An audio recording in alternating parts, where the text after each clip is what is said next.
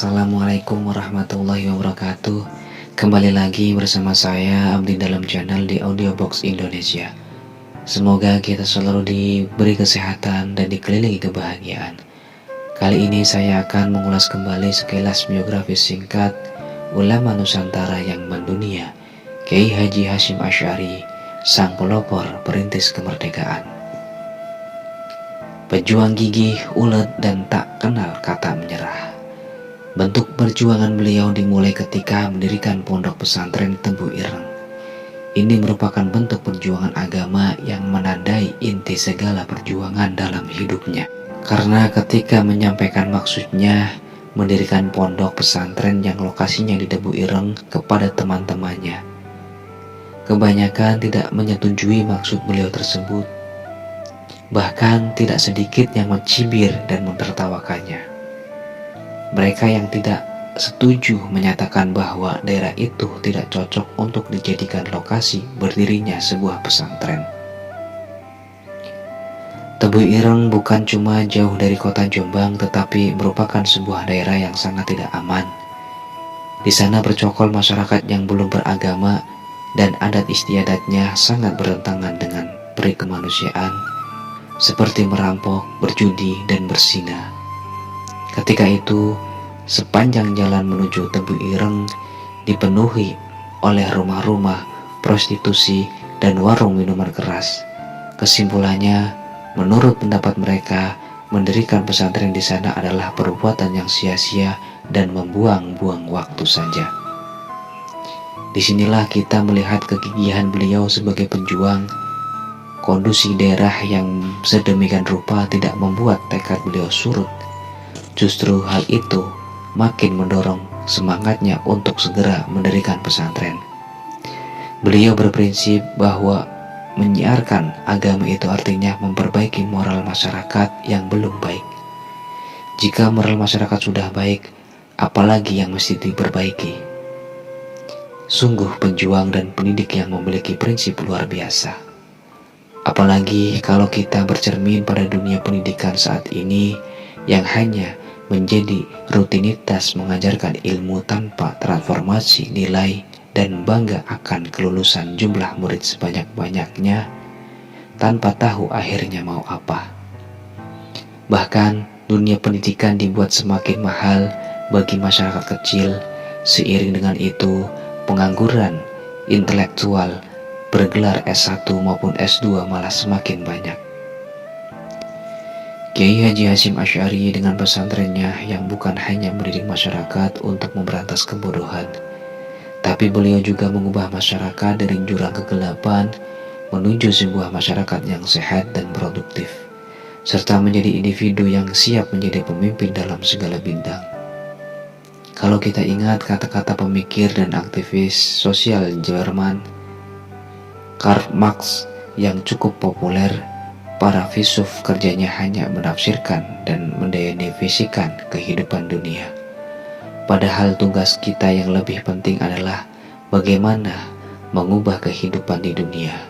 Kita melihat bahwa beliau bukanlah orang yang senang tipe seorang ilmuwan menara gading, tapi seorang intelektual organik, intelektual yang juga terjun ke lapangan, yang mengaplikasikan keilmuannya untuk mengubah kondisi sekitar yang dirasakan tidak benar menjadi benar. Selain itu, beliau juga memperjuangkan pembaharuan sistem pendidikan di pesantrennya dengan mengenalkan ilmu-ilmu sekuler. Hal ini mendapat kecaman dan teguran dari teman-temannya sendiri dan dicap melakukan bid'ah. Namun, beliau kembali maju terus dengan alasan ingin mempersiapkan lulusan pesantren yang siap terjun ke masyarakat. Hal itu hanya bisa terjadi jika mereka memiliki alat-alat dan ilmu pengetahuan lebih luas yang bukan hanya soal agama, tapi juga di kehidupan keseharian masyarakat pada umumnya. Itu akhirnya menjadi model pesantren zaman sekarang, yakni dengan mengenalkan komputer, internet, teknologi, dan perbengkelan selain ilmu fikih ataupun ilmu bahasa Arab.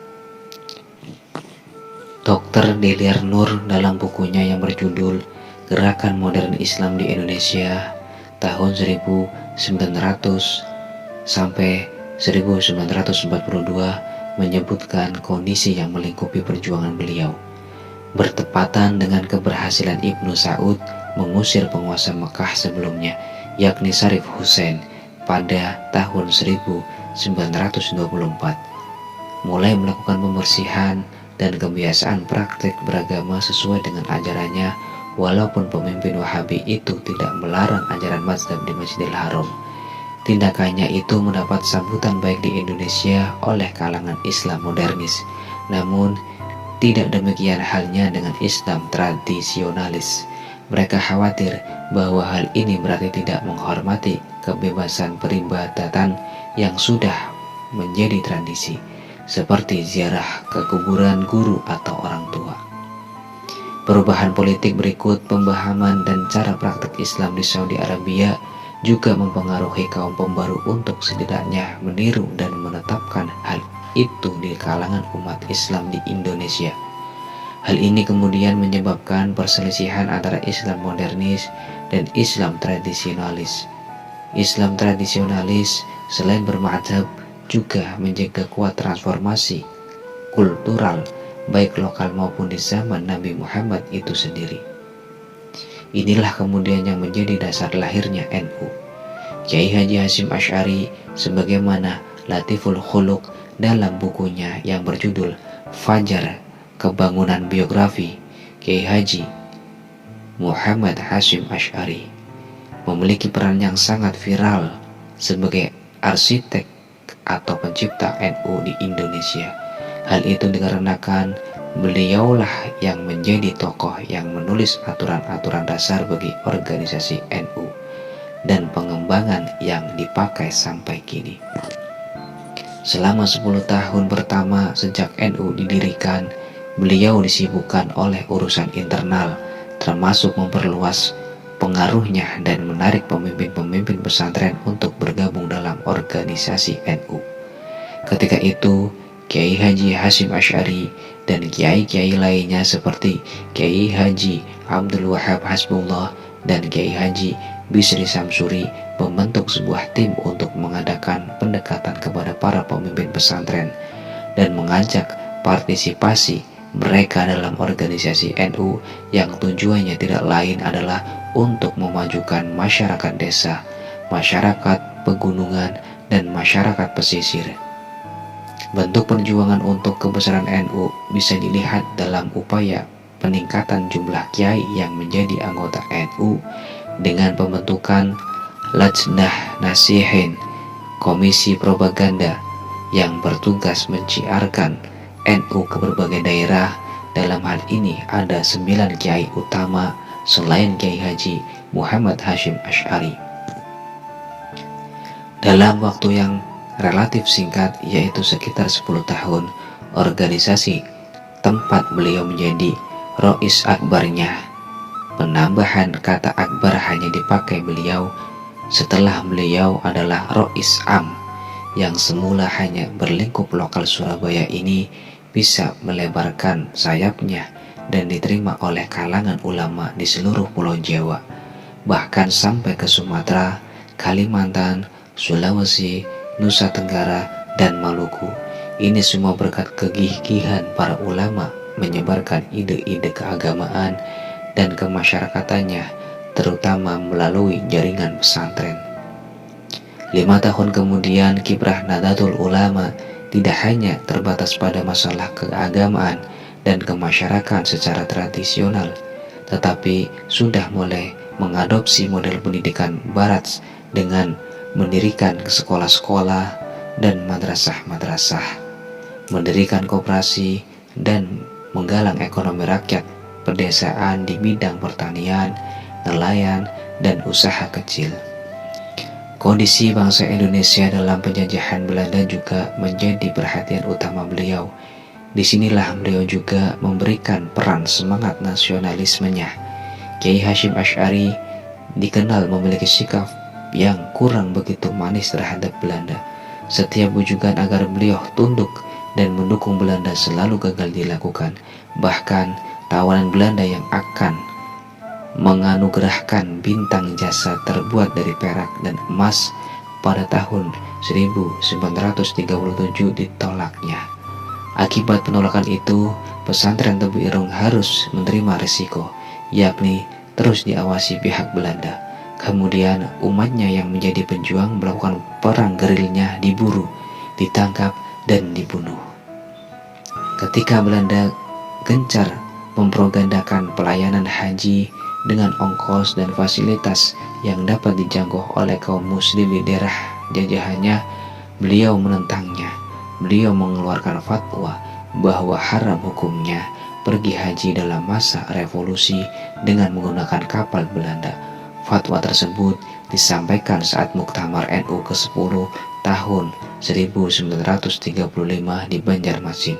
Karena fatwa itu pula, pada tahun 1937 semua pimpinan Ormas Islam, NU, Muhammadiyah, dan PSII bersatu menyetujui berdirinya suatu badan federasi partai dan perhimpunan Islam di Indonesia yang terkenal dengan Majelis Islam A'la Indonesia (MIAI), dan beliau menjadi ketua badan legislatifnya. Keberadaan MIAI menjadikan kedudukan NU dan beliau sendiri semakin kuat dan tidak bisa dipandang sebelah mata lagi oleh pemerintah kolonial atau kaum modernis.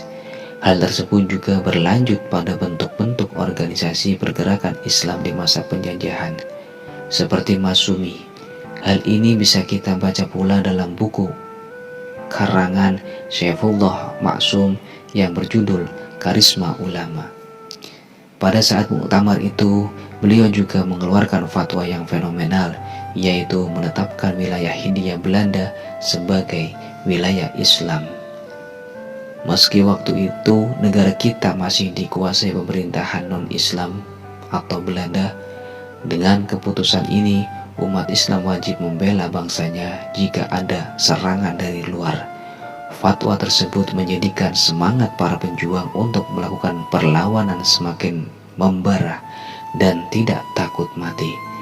Malah bangga kalau mati di dalam melawan penjajah, karena mati syahid balasannya surga. Pemberian status Hindia Belanda sebagai Dar Islam atau wilayah Islam didasarkan pada sebuah pertanyaan sederhana, yaitu tentang status hukum jenazah yang ditemukan di kawasan Nusantara. Dengan mengacu kepada pendapat Syekh Hasan Al-Hadrami dalam kitabnya Bughyah Al-Mustarsyidin, ditetapkan bahwa kalau ada jenazah yang ditemukan di wilayah Nusantara dan identitasnya tidak jelas muslim atau tidak, maka harus diperlakukan sebagai muslim. Hal ini bisa dibaca melalui bukunya Kiai Haji Ahmad Mujid Muzadi yang berjudul NU dan Fikih Kontekstual. Hal yang cukup menarik dari peristiwa itu adalah sebagaimana kalangan Islam tradisionalis yang pada awalnya diremehkan kemampuannya dengan pola kepemimpinan menjadi begitu diperhitungkan. Hal itu tidak lain karena sikap beliau yang toleran terhadap kelompok atau aliran lain. Karena beliau lebih mencintai persatuan, jadi beliau tidak menaruh dendam atau mengadakan serangan politik balik terhadap kaum Islam modern. Karena yang terpenting adalah memperbaiki perilaku moral masyarakat, memperbaiki manusianya, dan musuh utamanya adalah Belanda. Karena penjajah ini telah membuat sengsara hidup manusia, khususnya umat Islam. Sementara itu, Muhammad Isom Hadzik dalam bukunya Kiai Haji Muhammad Hashim Asy'ari, figur ulama dan pejuang sejati, menceritakan bagaimana beliau berjuang secara politis melawan Belanda saat Belanda menyatakan wilayah Indonesia dalam darurat perang dan merencanakan ordonansi milisi Bumi Putra wajib militer pada tahun 1940. Kiai Hasyim memanggil beberapa kiai ke Tebu Ireng untuk mendiskusikan masalah tersebut secara serius. Musyawarah akhirnya menghasilkan keputusan menolak rencana tersebut, bahkan mengharamkan dukungan terhadap Belanda dalam bentuk apapun, termasuk menyumbangkan darah untuk mereka. Musyawarah ini menyepakati tuntunan Indonesia berparlemen yang disuarakan melalui MIAI dan GAPI, Gerakan Politik Indonesia. Pada masa penjajahan Jepang, beliau juga mengadakan perlawanan bentuk perjuangan nasionalisme religius. Kiai Haji Hasyim Asy'ari adalah pemberian fatwa haram dan penolakan terhadap pemaksaan Saikeirei Jepang, yaitu membungkukkan badan ke istana kaisar serupa dengan ruku dalam sholat. Untuk menghindari kemusyrikan, sikapnya yang keras membuatnya ditangkap dan dipenjarakan oleh Jepang selama 4 tahun.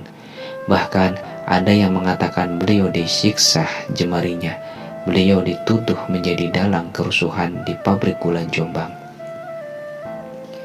Kiai Haji Hasyim menolak segala bentuk niponisasi seperti menyanyikan lagu Kimigayo dan mengibarkan bendera Hinomaru.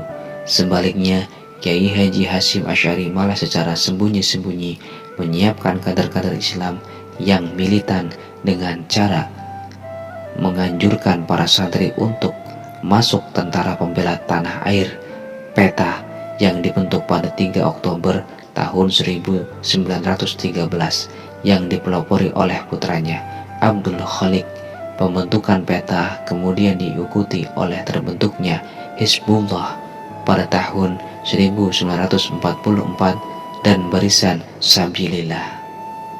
Selain itu, beliau juga menggunakan peran kepemimpinan pergerakan politik Islam dengan menjadi ketua kehormatan Masyumi, reinkarnasi MIAI. Namun, hal yang terpenting dalam perjuangan Kiai Hasyim adalah perannya dalam hal revolusi jihad. Revolusi jihad terjadi setelah proklamasi kemerdekaan dikumandangkan pada 17 Agustus 1945. Kala itu NICA mendompleng pasukan sekutu untuk memaksakan kembalinya kekuasaan Belanda dengan dalih melucuti tawanan perang Jepang. Mereka hendak menjajah kembali bangsa Indonesia dengan menggunakan topeng. Menyingkapi hal ini, Kiai Hasyim Asy'ari kemudian mengundang seluruh ulama dan konsul se-Jawa dan Madura untuk bermusyawarah dan menghasilkan keputusan bahwa kemerdekaan yang sudah diproklamasikan oleh pemerintah Republik Indonesia yang sah hukumnya wajib dibela dan dipertahankan. Menurut Gus Isom, dengan lahirnya revolusi jihad, semangat umat Islam untuk mempertahankan kemerdekaan semakin terbakar. Menurutnya, peristiwa heroik 10 November tahun 1945 yang diperingati sebagai Hari Pahlawan tidak terlepas dari semangat revolusi jihad yang dicetuskan di markas NU Bubutan, Surabaya. Kiranya kegigihan perjuangan Kiai Hasyim Asy'ari tersebut cukup menjadi alasan untuk memberi penghargaan pahlawan nasional kepada beliau. Penghargaan tersebut ditetapkan oleh Presiden Soekarno dalam Kepres nomor 249 tahun 1964. Kemudian pada tanggal 21-22 Oktober tahun 1945, untuk merespon datangnya pasukan sekutu di Surabaya dan beberapa pelabuhan lainnya di Indonesia, beliau mengumpulkan ulama dan konsul-konsul NU untuk membicarakan langkah-langkah yang diperlukan. Dalam pertemuan itu, hal penting yang dibahas adalah status hukum negara Kesatuan Republik Indonesia berdasarkan Pancasila yang diproklamasikan Soekarno-Hatta pada 17 Agustus 1945. Setelah dibahas setelah 2 hari, status hukum negara Indonesia berdasarkan Pancasila sah secara hukum fikih. Ketika ditanya sebagaimana status hukum negara Kesatuan Republik Indonesia berdasarkan Pancasila dan UUD 1945 yang diproklamasikan Soekarno-Hatta pada 17 Agustus 1945, Kiai Haji Hasyim Asy'ari menjawab, statusnya sah secara fikih, karena itu umat Islam wajib berjihad untuk mempertahankannya.